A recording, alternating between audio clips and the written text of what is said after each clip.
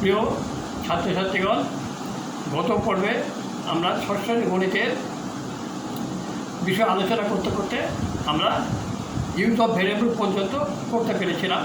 আজ বাকি অংশটি অর্থাৎ terms, constant, unlike and like, 2 number coefficient এবং অ্যালজেব্রিক এক্সপ্রেশন নিয়ে আলোচনা করব। টার্মস বা পদ স্থায়ী, পরিবর্তনশীল এবং উভয় হতে পারে, যেমন 15ab, 5, 7y ইত্যাদি। যে টার্মসের কোনো ভেরিয়েবল থাকে না তাকে আমরা বলি কনস্ট্যান্ট। যেমন 0 থেকে 9 এই অঙ্ক বা সংখ্যাগুলি হচ্ছে কনস্ট্যান্ট, বা এটাকে আমরা নিউমেরিক্যাল ফ্যাক্টরও বলে থাকি।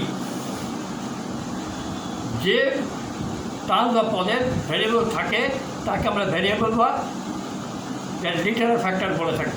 যেমন -4xy এই পদটি -4 হচ্ছে numerical factor, and x, y and xy হচ্ছে that is variable factor. Terms দুই রকমের হয়, একটা হচ্ছে লাইক আর একটা হচ্ছে আনলাইক। লাইক টার্মস কোনটাকে বলবো না, যে টার্মস বা পদের ভেরিয়েবলগুলো একই বা অভিন্ন থাকে তাকে বলবো দ্যাট ইজ লাইক টার্মস। যেমন 7xy, 4xy অ্যান্ড 2xy এগুলো হচ্ছে লাইক টার্মস, কারণ এর ভেরিয়েবল হচ্ছে xy প্রত্যেকটি একই এবং অভিন্ন।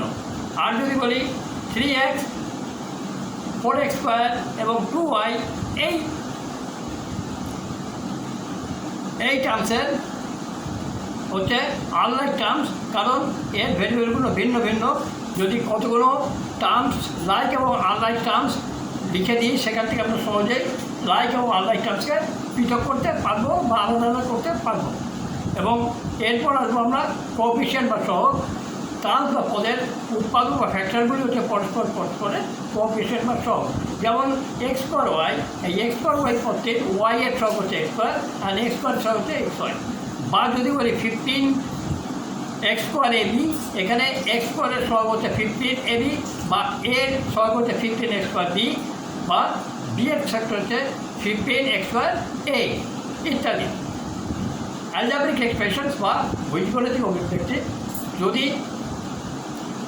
এবং বীজগণিত অভিব্যক্তি যোগ এবং বিয়োগ প্রক্রিয়ার দ্বারা এক বা একাধিক পদের সমন্বয়কে বলা হচ্ছে অ্যালজেব্রিক এক্সপ্রেশন।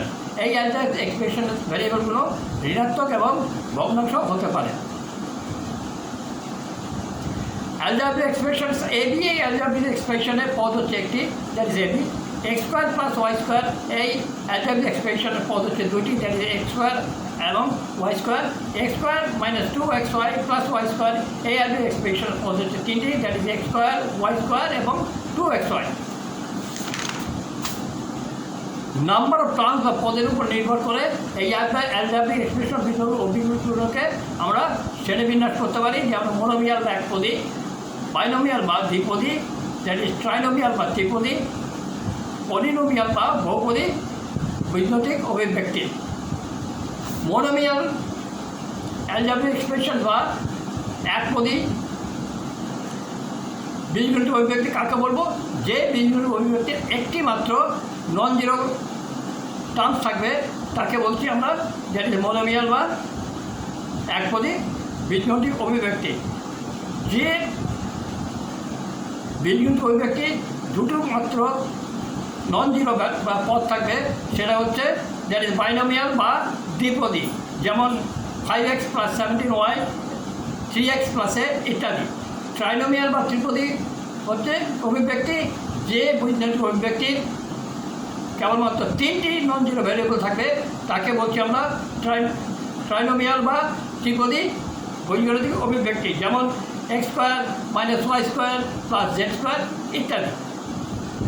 পলিনোমিয়াল বা বহুপদী বীজগণিতিক অভিব্যক্তি কাকে বলবো? যে বীজগণিতিক অভিব্যক্তির বহু বা অনেকগুলি পদ নন জিরো পদ থাকবে তাকে আমরা বলছি দ্যাট ইজ পলিনোমিয়াল বা বহুপদী অ্যালজেব্রিক অভিব্যক্তি বা বীজগণিতিক অভিব্যক্তি। নেক্সট হচ্ছে ডিগ্রি অফ পলিনোমিয়াল বলতে আমরা বুঝি যে বীজগণিতিক অভিব্যক্তির মধ্যে লিটারের মধ্যে সবচেয়ে যে পাওয়ার বিশিষ্ট সেটাকেই আমরা বলছি ডিগ্রি অফ পলিনোমিয়াল।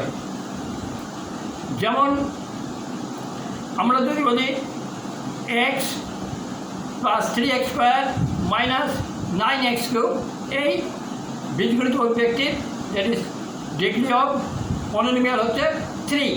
বা যদি বলি a plus 2a square minus 5a to the power 5, এখানে বীজগণিত অভিব্যক্তির that is degree of polynomial হচ্ছে 5।